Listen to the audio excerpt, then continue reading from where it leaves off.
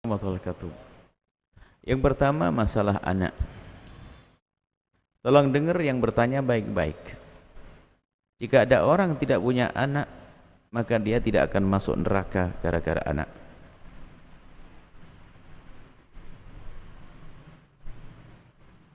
Orang yang tidak punya anak, dia tidak akan masuk neraka gara-gara anak. Tapi di sana ada banyak orang punya anak masuk neraka gara-gara anak. Kalau dihadapkan dua pilihan, pilih yang mana kira-kira orang? Coba. Cuman bagi yang sudah punya anak, dengar yang ketiga. Jadilah orang punya anak lalu masuk surga. Didik yang benar anakmu, sekolah di mana? Jangan ngaji sendiri, anaknya dibawa. Hantarkan pada kemuliaan. Saya hibur dulu Anda yang tidak punya anak, tidak usah Anda gelisah. Adapun masalah yang tidak punya anak, banyak ahli surga tidak punya anak. Sayyidat Aisyah tidak punya anak, tapi beliau adalah ahli surga tertinggi. Surganya tinggi sekali. Jadi jangan sampai marah kepada Allah gara-gara tidak punya anak. Saya hibur dulu masalah tidak punya anak. Banyak orang tidak punya anak, tapi mereka ahli surga. Kemudian di saat ternyata dalam rumah tangga kok belum dikarunia anak, jangan sampai tidak bahagia. Hindari membuat sedih pasangan dengan tuduhan bahwasanya kamu tidak punya anak. Karena apa? Itu kurang ajar kepada Allah. Sebab dia tidak punya anak bukan kemauan dia, tapi Allah pilihkan dia untuk tidak punya anak. Lalu kenapa kita marah dengan dia? Itu kan kurang ajar kepada Allah. Akan tapi rumah tangga harus indah dengan cinta dan harapan ridho Allah, bukan dengan anak. Banyak orang punya anak setiap hari berantem, tapi di sana ada orang nggak punya anak tapi indah setiap hari. Kenapa kok kita milih yang sudah tidak punya anak juga berantem setiap hari? Bukankah ini kebodohan di atas kebodohan? Maka semakin lapanglah hati Anda, khususnya jika ternyata, ini nasihat buat semuanya, jika ternyata Anda menemui sudah terlanjur pergi ke medis. Sebelumnya saya tahan dulu, saya tidak masuk ini.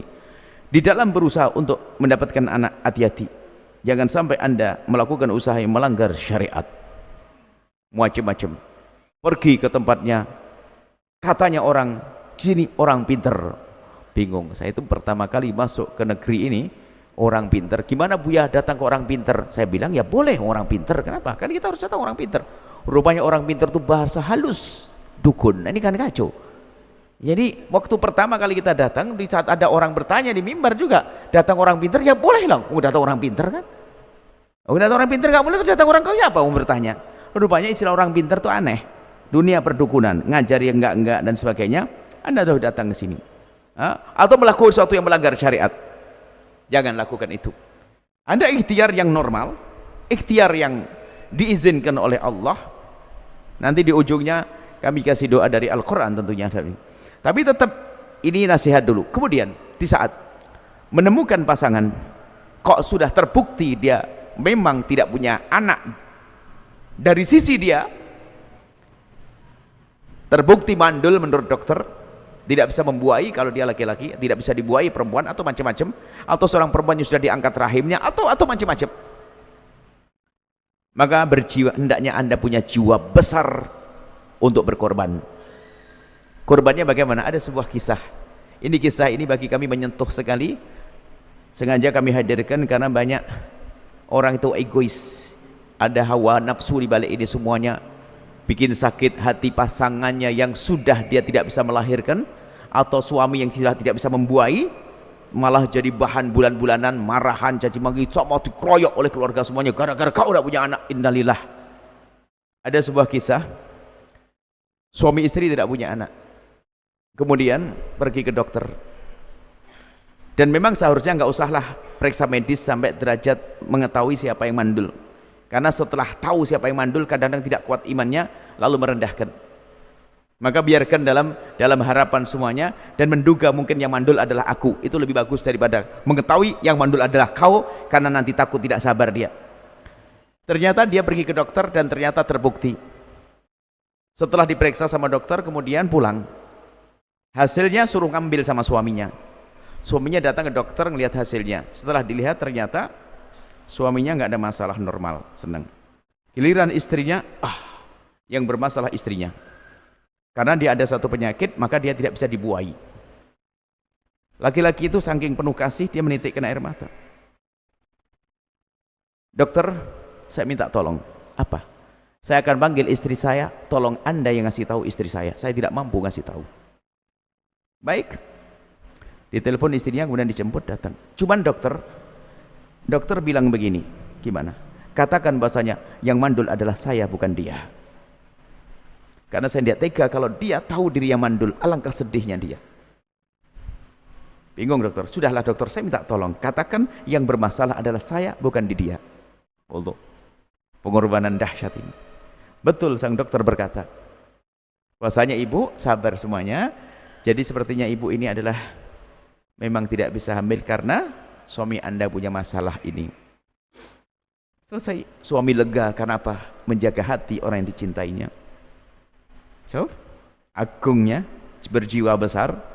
Sekarang caci maki olah-olahan, sudah enggak musa anak di dunia, masuk neraka lagi. Kisah ini tidak sampai di sini ternyata. Sengaja saya panjangkan kisah ini. Pengorbanan itu penting dalam hidup, bukan hanya mengambil saja. Hingga suatu ketika, sesuai dengan petunjuk observasi seorang dokter yang mendampinginya, diagnosanya adalah memang ini adalah penyakit dan ini harus diberesin. Sehingga sampai merusak ginjalnya atau bagaimana gitu. Sehingga harus cari donor ginjal, cari ginjal. Akhirnya suaminya kebetulan secara ekonomi juga cukup, akan membeli. Cuman pas di hari yang telah ditentukan akan operasi, subhanallah, ini mulai sepanjang penantian ini sudah mulai ribut-ribut sang istrinya. Suami sabar betul, istrinya marah-marah, sering marah dan sering marah. Bayangkan ya, suami tetap mengatakan sabar, nggak apa-apa, iya mohon maaf memang saya yang mandul, nggak apa-apa, tapi tetap sabar. Sampai berusaha, sang istri ternyata sakit. Itu kan, sakitnya itu tidak dikasih tahu kalau ternyata sebab ketidakhamilannya adalah karena penyakitnya ini, sehingga sampai dia harus melakukan ganti ginjal, donor ginjal.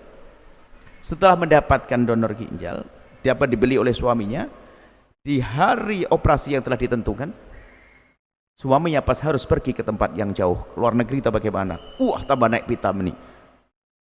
Istri operasi malah dia pergi, marah-marah segala macam.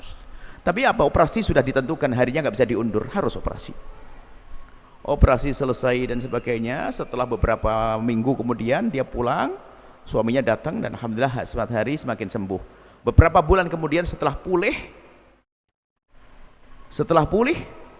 sembuh, tiba-tiba apa? Sang istri ada berita positif, hamil. Dia kaget, loh bukankah suamiku mandul? Kenapa saya bisa hamil? Datang ke dokter minta tolong diterangkan. Dokter menjelaskan, ibu yang baik, sebetulnya yang bermasalah adalah bukan suamimu, tapi adalah kamu. Lah, tapi kenapa dokter ngomong gitu? Itu permintaan dari suamimu. Subhanallah, nangis dia. Bayangkan ya, hebatnya sebuah perjuangan. Gitu loh maksudnya, itu hidup itu jangan main tuntutan dan sebagainya. Ini karena sengaja saya panjangkan kisah ini. Banyak orang gara-gara menemukan pasangannya mandul jadi bahan bulan-bulanan.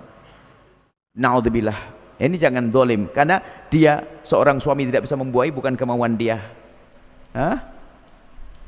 Seorang istri kemudian kadang juga karena dia punya rezeki pokoknya ada banyak hal semacam ini menyakitkan pasangan, itu naudzubillah. Baik, setelah itu insyaallah bagi yang belum punya anak dan memang normal menurut medis masih mungkin insyaallah punya anak. Adapun punya anak, para ulama yang mengambil dari Al-Quran, kan ada disebut dalam Al-Quran, istaghfiru rabbakum innahu kana ghaffara.